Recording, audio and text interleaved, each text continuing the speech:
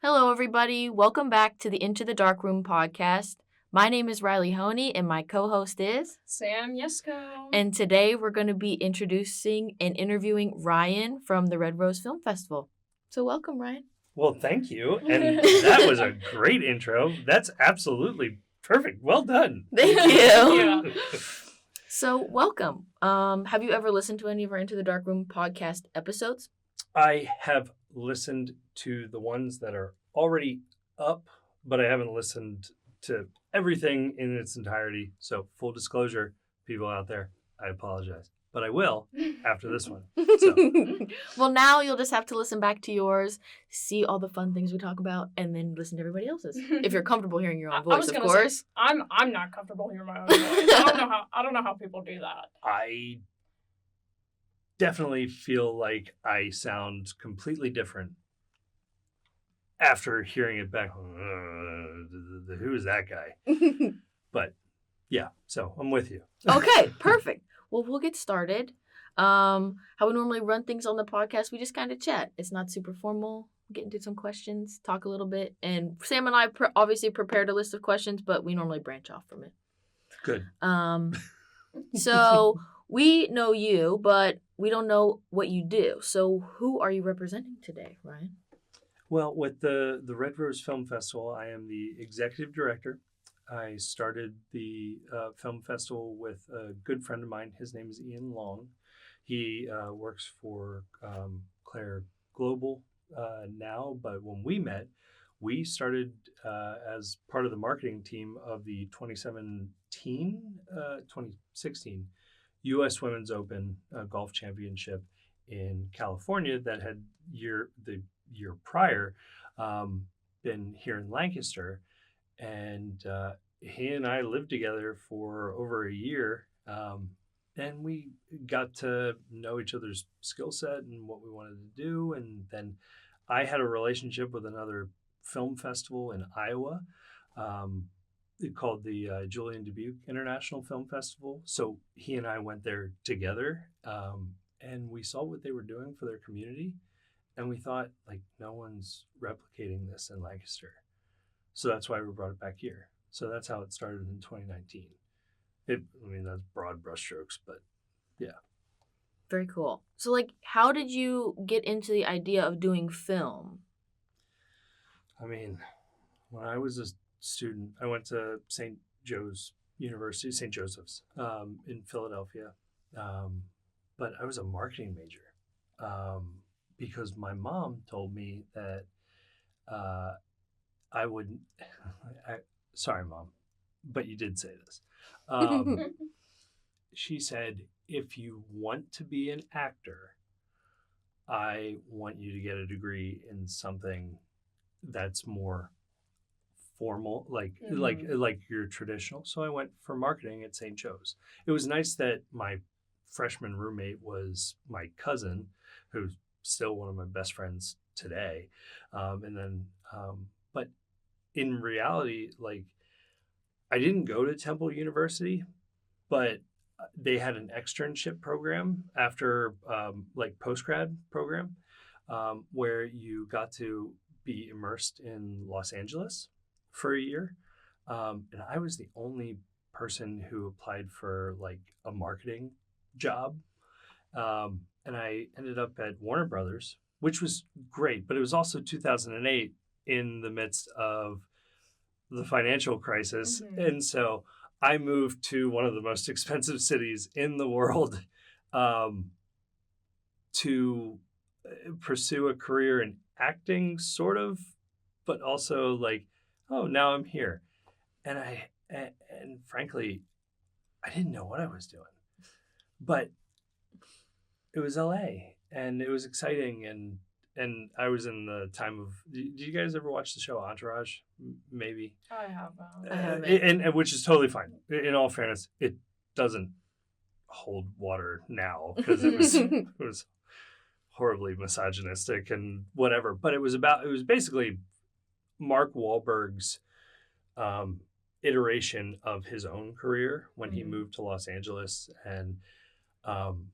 and how he came up as the celebrity, but the people that were around him. like his family, the people that cared about him. Going to a city like that, like these, I don't even know what we're going to do with these questions because I'm just going off on a tangent. But the reason that I wanted to go to LA was I didn't want to be famous, but I did want to act.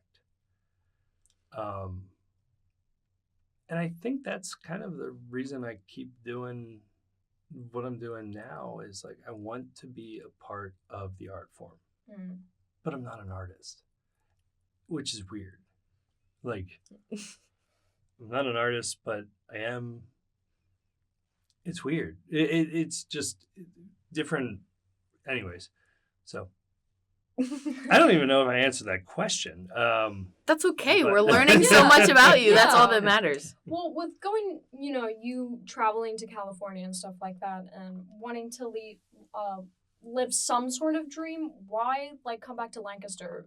For me personally, before I moved here, I was from more like North Maryland. I knew Lancaster as Amish country. That's it.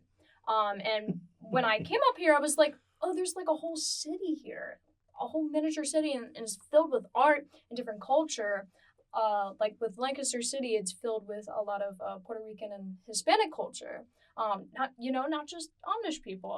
Not to offend Amish people or anything, but as a I don't person think who- they're listening. They're probably not Probably listening. not. Probably not. Well, actually, they can if they're sitting in their barn where they. Yeah. No, where nobody hears. Yeah. Nobody hears. But it's kind of like, for me as an outside perspective of Lancaster, and if people are listening to the podcast who are not from Lancaster, why choose Lancaster City? Why come back to it?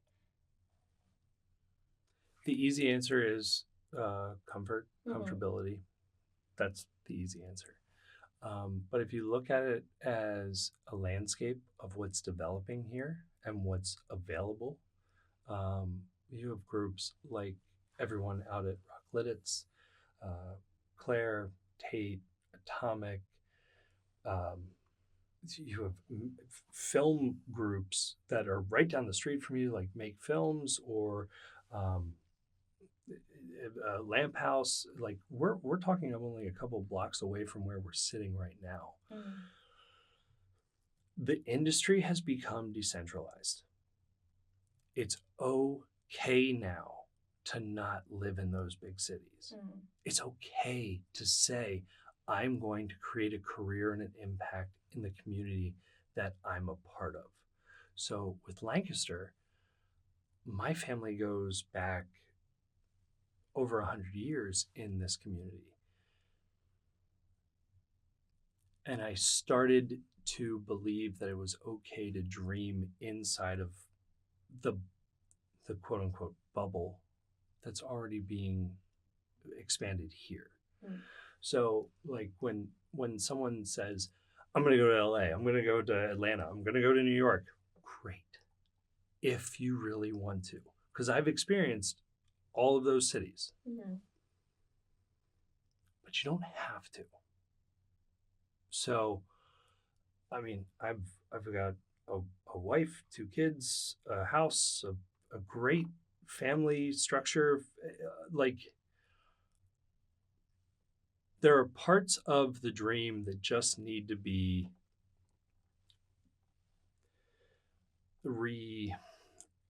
readjusted.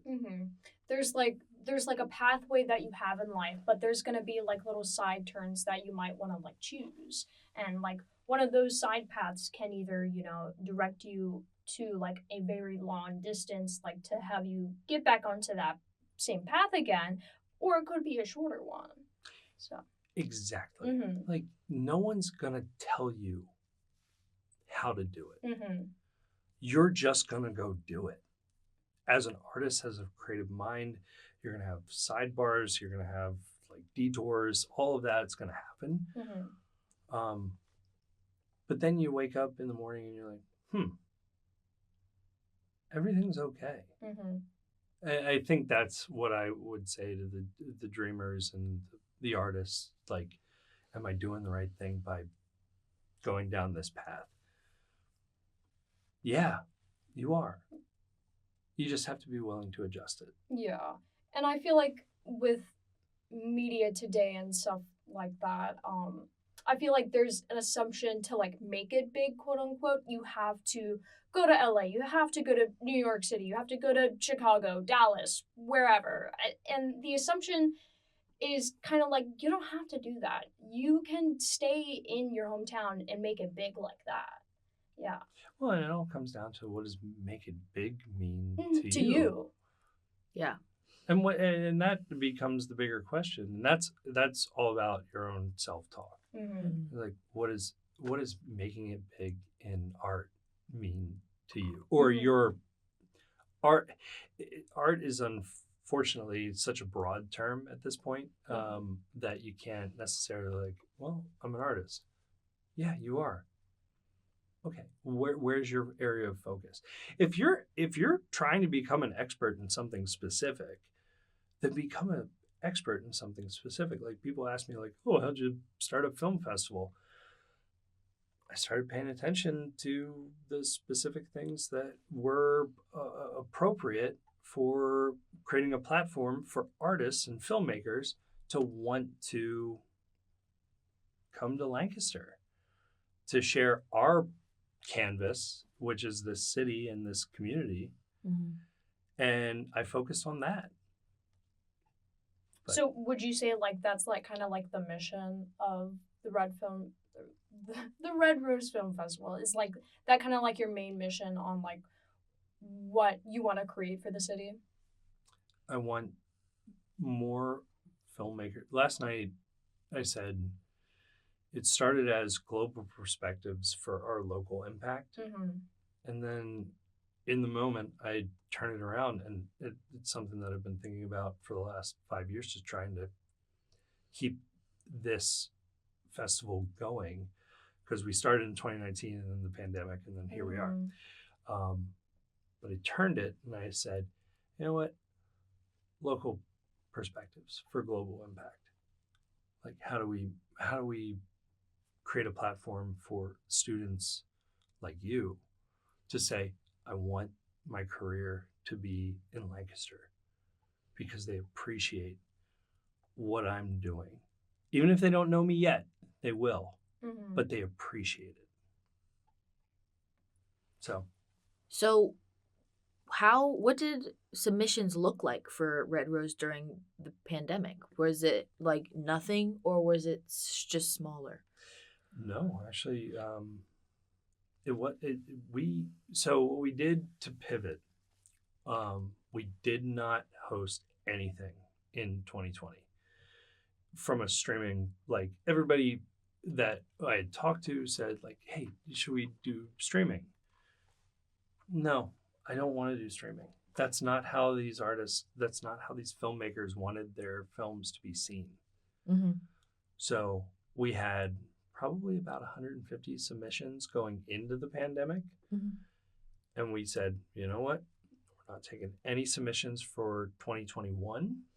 We're just going to show the films that were submitted during the pandemic and give them a platform to show their films. We did 20 weeks at Zootropolis. Mm-hmm. Every Thursday night, free to the public. We showed all the films that were submitted during the pandemic and allowed people to come and screen those films, because that's how the filmmakers originally wanted them to be seen. So that's how we pivoted during that period of time. That's an amazing accommodation based on the state of the world during the pandemic, that you guys were able to make that happen for those filmmakers. I'm sure they're very grateful for the things you did for them, to be able to show their films the way they intended, like you said. Oh, and I give a whole lot of credit to Chayla over at Zootropolis, and the team, Lindsay, whose vision was the original Zootropolis, and now they've moved into this wonderful building over here over the last several years. They made that happen. So I'm very grateful to be partnered with them. Wow. That just shows that all the little tiny connections you make throughout your years are so important in the end. There's because something freak accident's going to happen, like the pandemic. It's going to take over the world, and you need those people to help. And to that point, anyone who's listening, don't be afraid to reach out to people. Don't be afraid to, hey, say, this is what I'm trying to do. People will answer the call, but most people don't they're not thinking about you on that day that you're thinking about them. So reaching out, email, phone call, even a text to say, hey, this is something I'm trying to build. How, that's the way you make the impact. That's the way you create the relationships. And relationships, at least in this community, that's the only thing that really, really matters, is how you treat people and how you want to be treated. That sounds golden rule. I'm not trying to throw that in there. It sounds cheesy, but it really is like a thing that everybody should follow. I agree.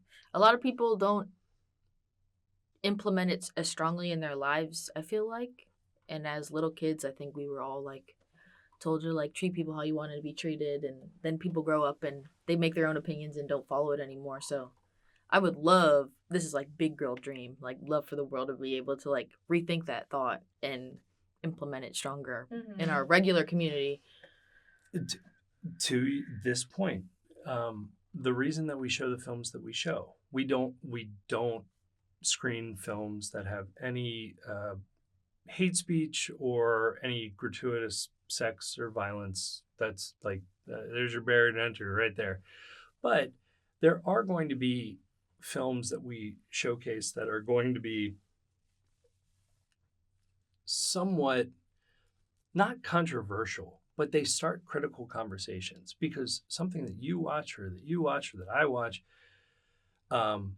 we might have a differing opinion on it entirely. But if you can articulate why it made you feel a certain way, and I can articulate it back, and we can talk about it, we both grow. We all grow in that, okay, I get it. I get why you feel that way. And now I look at that same film really different because I took some time to listen to somebody else share their experience of it with me. So that's where I go with what you had shared. So speaking about the community aspect of just like the world, and then centering that back into Lancaster, what do you think the Red Rose Film Festival holds for the community of Lancaster in specific? I think that the greatest contribution we can give is a platform for, like I just said, critical conversations. We're going to show these films, and hopefully we're able to showcase some films that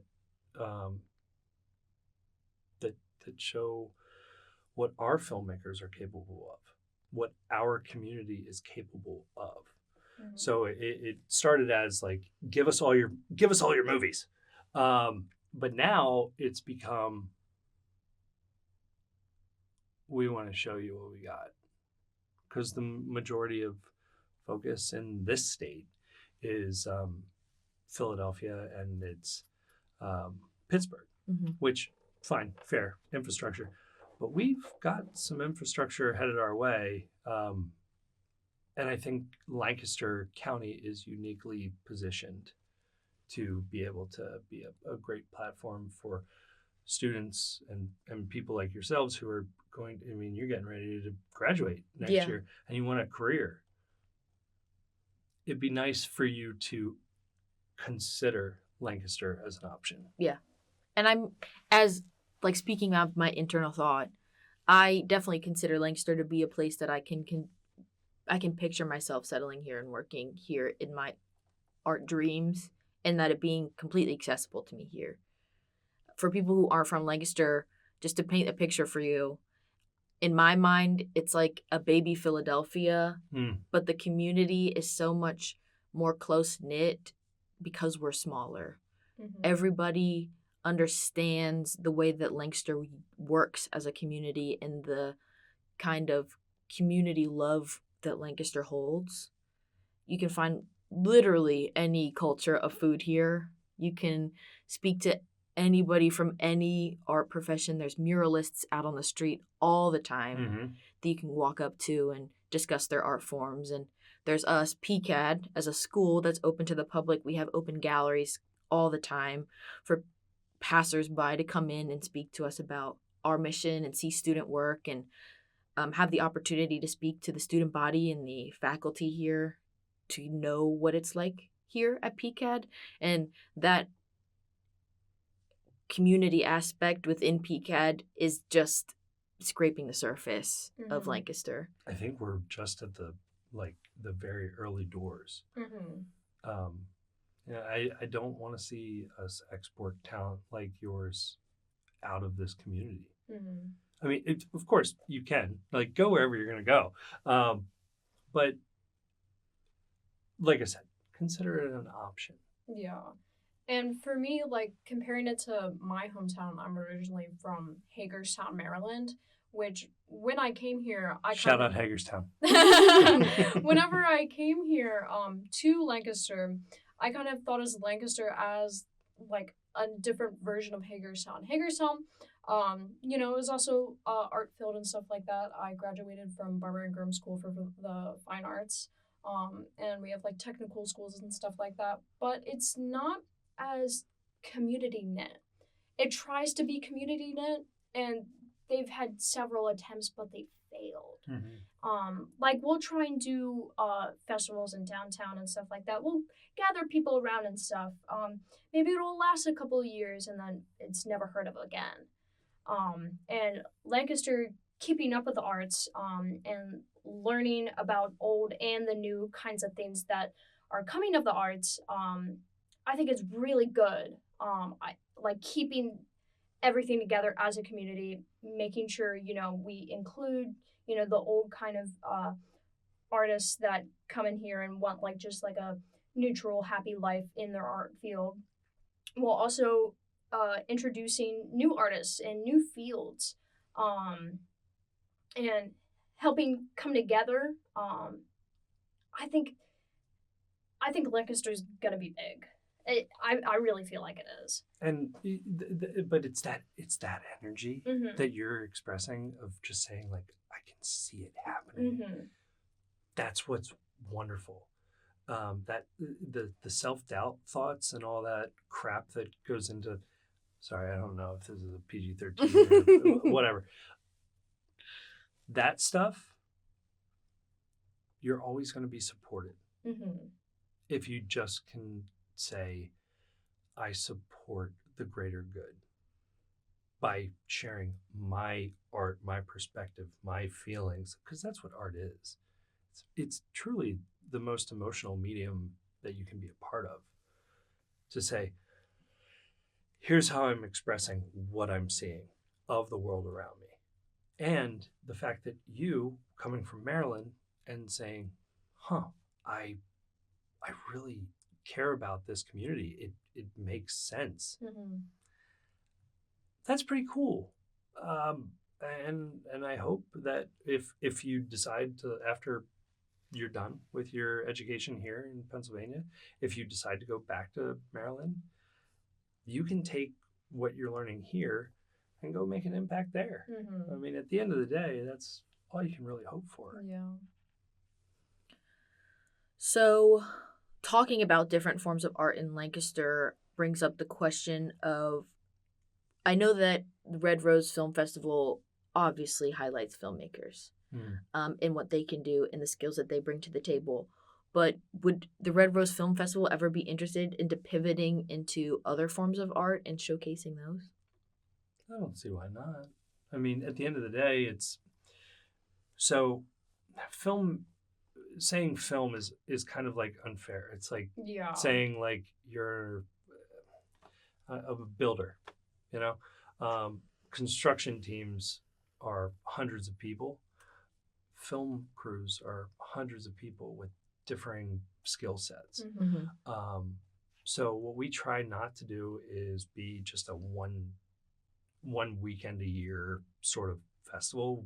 We want to be a part of the community and the way things are developing here. Mhm. So, like, if we're able to support a muralist, like you had said before, if we're able to support that artist in creating something that creates a focal point for this community to say, like, wow, that's awesome.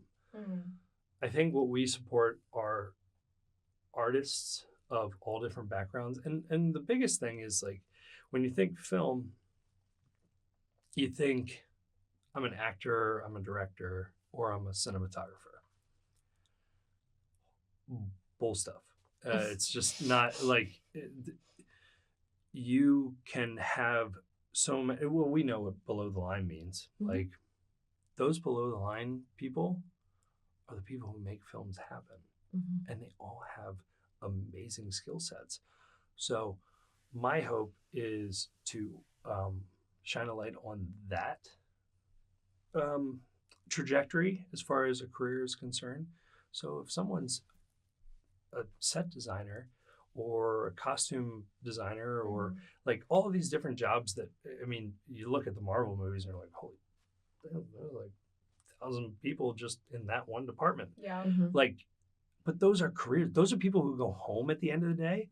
They kiss their partner. They hug their kids, and they say, this is what I do. Mhm. And they're still artists. And I think demystifying a little bit of that is kind of our purpose, is to say, like, yes, have your dream, but be willing to have your impact in the way that's going to, one, make you feel fulfilled in your art and your expertise, but also you don't feel like you gave something up. Mhm. I know there's a good amount of festivals that happen in Lancaster City. Like we have one coming up here soon for the music festival. I think they do it twice a year. Isn't Yes. it like this weekend? Yeah, I think it is this weekend. Yeah. Yes, I think it's on Saturday. But with those kinds of festivals that focus on the arts and stuff like that, would you want to collaborate with them? Oh yeah. Mhm. Well, as we're able to, this is the first year that I feel like we're actually back to our strength. Mhm. We were just pivoting for the last maybe 3 years or so to give the same platform, but we couldn't make people feel it, or we couldn't give them the experience that we wanted to, Mhm. because it just wasn't possible. And in all fairness, like, when I look at this community, there are so many wonderful causes that there's part of me that had a hard time asking for support, because I knew that there were other groups that needed to be focused on, as opposed to the Red Rose. This year, I think there's enough to go around for everybody. So we're really putting our best foot forward this Mhm. year. But working with other groups, of course, collaboration is key. We had 240 submissions this year Oh wow. from 30 different countries. And a lot of them were from the kind of like the New York, Pennsylvania, New Jersey, Delaware, Maryland, Virginia, like that area. Like the mid-Atlantic, like northeast. Yeah, it's the Northeast. But those are the areas that we're kind of focusing on right now. Mhm. But that being said, like, we're just grateful that we gave waiver codes to like PCAD and said, like, this does not cost your students anything to submit. And we'll continue that. We don't want the barrier to entry for future years to be high Mhm. for any filmmakers who are just trying to get their work out. Mhm. So, I mean, I think our submission fee at the highest tier this year, now that we're in the late submission, like today's our late submission deadline, was like $20. So, and we're talking about features to student films. So Mhm. it ranges, but uh, charging or overcharging filmmakers for being able to showcase their work, it's not our bag. That's not Mhm. what we do. Going into what you were saying with the featured and the student work, what are the film categories that you are featuring this year? So we've done these categories for the last 5 years. Best Picture, Best Documentary, Best Short Film, Best Student Film, and then the Red Rose Award, which is the best local film. So we award and compliment them for submitting to our overall goal, which is to highlight Lancaster. And then we have a Best Director and then Best Performances. We have 2 of those awards. So, following that question, what is the film rating system that is implemented through Red Rose to be able to choose these films Sure. from the masses? So what we've implemented through Film Freeway is the platform that we use. It's a 10-tier rubric. So it's like direction, sound, color, design, so the things that you would expect people to say, like, this is what I'm grading on, and it's a 1 to 10 scale, and then you give an overall rating of 1 to 10, and then we have 50 at this point 50 different judges who are able to see all of the films. They're able to watch whatever they want, but Ian, who is my partner in this film festival, he watches everything. So he gives kind of like the baseline, and then everybody else here and there for all the different films that were submitted. Wow. I'm sure Ian is up to his gills in film watching. He is, his process, from what I understand, it's so interesting because, one, he loves rating films. He writes very detailed notes on every single film that he watches. I got me a letterbox too, don't worry. But he also runs sometimes when he's watching the film. He'll have his phone with him, and he's like, okay, it's a 4-minute short. I'm gonna watch this while I'm running. You're out of your mind. But he does it, and he's a machine in that way. I don't know how or why, but yeah, he's the foundation for all of our judging and rating, and then it builds up from there. Yeah, I was gonna say there's some films that are 2 hours straight. There's some that are a minute and 50 seconds, and doing all of those, I don't know how I would be able to do that. Yeah, that sounds daunting. That's a little free time. Yeah. Well, and he also has a full-time job. He Wow. works for one of the groups out of Rock Lidditz, and he's a copywriter. But that's what he does by trade, is he's a copywriter. So writing the reviews is it's kind of like an exercise. He's going to the gym by watching the films. And then we have 3 categories of ratings of either family, general, or mature, G, PG, and then R. Yeah, we just kind of jump past PG-13 because, I mean, PG-13 is that sweet spot, and most of the time when you see a PG-13 film, they sway back and forth and back and forth. Anyway. I feel like I don't even see a lot of PG-13 movies anymore. Not anymore. Yeah. I don't think. Well, if you say that one word more than once in a PG-13 movie, you're done. Yeah. You're R. Yeah. So it. Yeah, the line is thin. It's basically PG then R. Yeah. Are your parental guidance?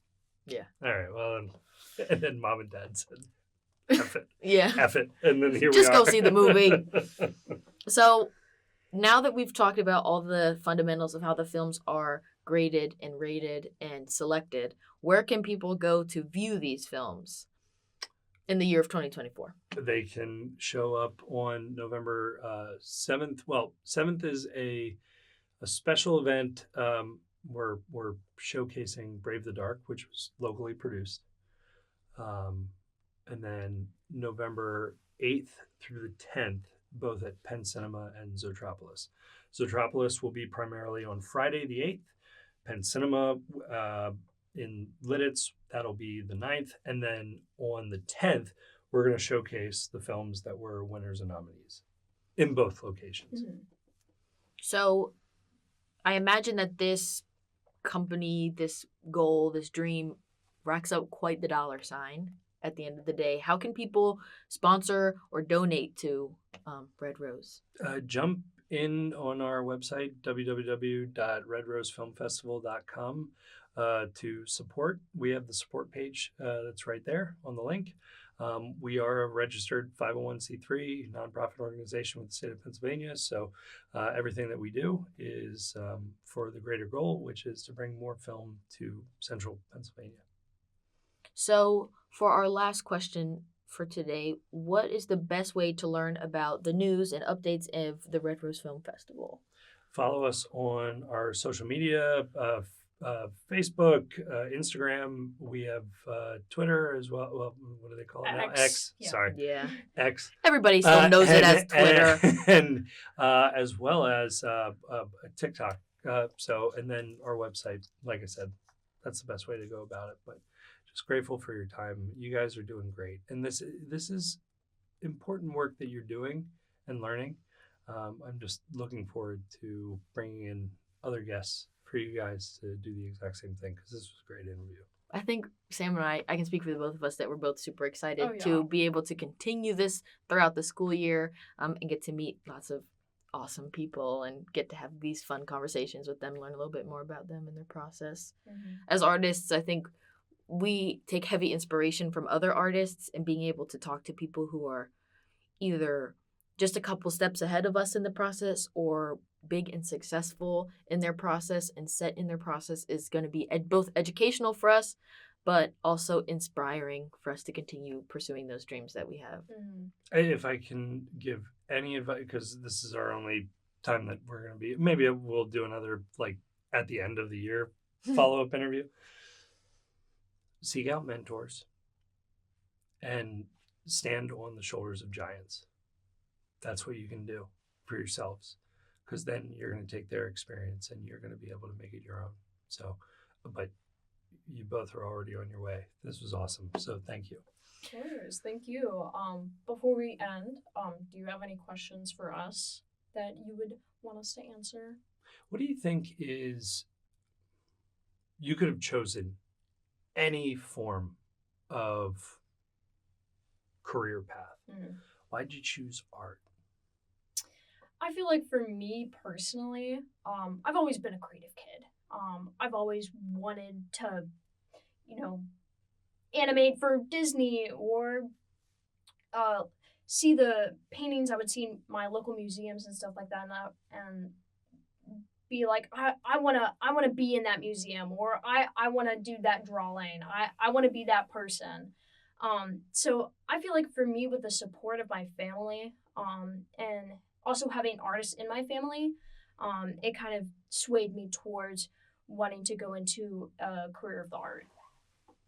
For me, as a kid, like math, science, English were not my strong suit, but I would deep dive into art classes all the time.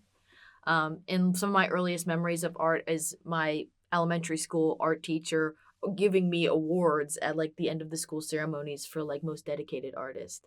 And granted, I went to a tiny little school in Harrisburg, Pennsylvania, but I think that really gave me a platform to jump off of. And since then, I've fully immersed myself in art to the level of I went to a CTE school in Dauphin County, Pennsylvania, and I was able to study art professionally starting at the age of 14. I went to HAC for 2 years to get my associates in photography, and then I've just kept climbing since then. So I think for me, art is the choice. I think that's completely how my brain is wired, that it's just like, that's just what it is for me. I think it's always been that way. That's awesome. And just to accept it and say, like, this is who I am at my core. Mm-hmm. So, yeah, I think that's the biggest question I can ask. But other than that, I mean, I could ask you a bunch of questions like, hey, who are you going to invite to the film festival? In any case, thank you both for the time. Thank you. We greatly appreciate your time and your conversation. And I'm sure our listeners also appreciate it as well, to be able to hear some insight about how everything works and how everything started. But to close off the podcast, I just want to say thank you, everybody, for listening. We're so excited that you're going to be able to hear from Ryan just like we have.